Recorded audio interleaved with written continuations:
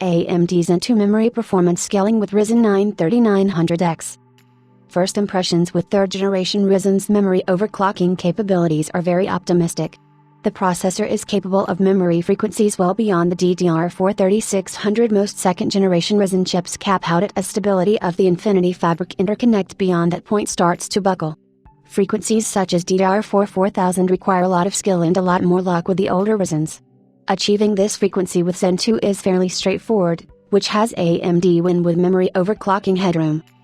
Overall, when looking at the application averages, there's barely a 5% performance gain to be had going from DDR4 2400 to DDR4 3600. Once you take a closer look at the individual tests, it becomes apparent that some apps simply like high memory clock, whereas others prefer tighter timings over the highest clock. And then there are those with barely any performance differences between memory speeds at all. Games are a different story from applications as they tend to be more memory bandwidth hungry. Maybe counterintuitively, it's the FPS rate that drives the memory requirements instead of the resolution. At higher resolutions like 1440p and 4K, the GPU is the limiting factor, and the CPU is running at a lighter load than at lower resolutions. For each frame, the game has to calculate many things and adjust the scene geometry. As FPS goes up, so does the load. At 720p, there is a 10% performance increment to be had when going from DDR4 2133 to DDR4 3200. When looking at the more real-life 1080p resolution, the gap is still 7%.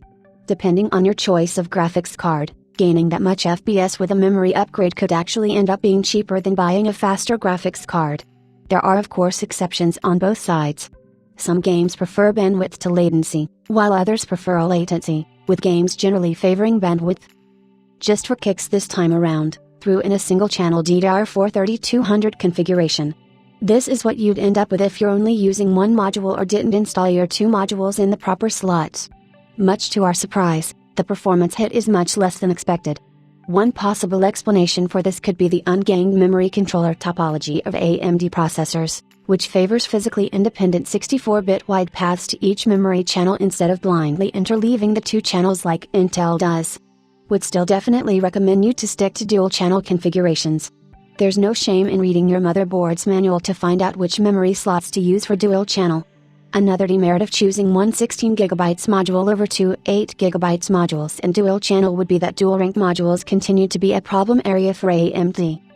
DDR4 4000 and beyond, while easy to do on these processors, isn't worth the effort unless you have decent memory modules that are rated for it. With Infinity Fabric clocks not scaling beyond 1700 to 1800 MHz, the gains from extremely high memory speed are almost certainly not worth the added cost. With DRAM prices in free fall, you may get lucky. Tough. If you have the money, we recommend you pick up a memory kit that's rated for decent frequencies out of the box, just so you can run them at DDR4 3600 on a tight leash, so your machine enjoys both good bandwidth and low latencies. If money is tight, we suggest you aim for a DDR4 3000 kit, which is only marginally more expensive than DDR4 2400 or DDR4 2666.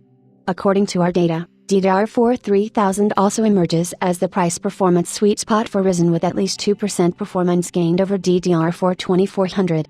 If you're a memory overclocking newbie and the sheer number of settings on the AMD platform scare you, Tech Power Up has you covered. We recently published a definitive guide for Ryzen memory overclocking which will be updated very soon for the 3rd generation Ryzen processor family.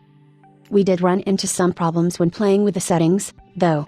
The latest BIOS of our ASRock X570 Teiki motherboard has a strange bug that overrides your cache latency input sometimes. For example, CL17 could simply not be set, and it would instead apply 18T. The same happened in Ryzen Master.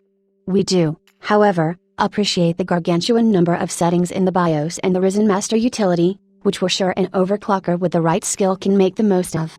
The most useful of these settings is the ability to toggle DRAM and if clock domain linking. At lower memory frequencies, you'd ideally want if and DRAM to run at the same clock speed for best latencies. Only when your DRAM real clock is too high, 2000 MHz in pursuit of DDR4 4000, for example, would you need to unlink them. We also hardly ran into any compatibility issues with our memory kits.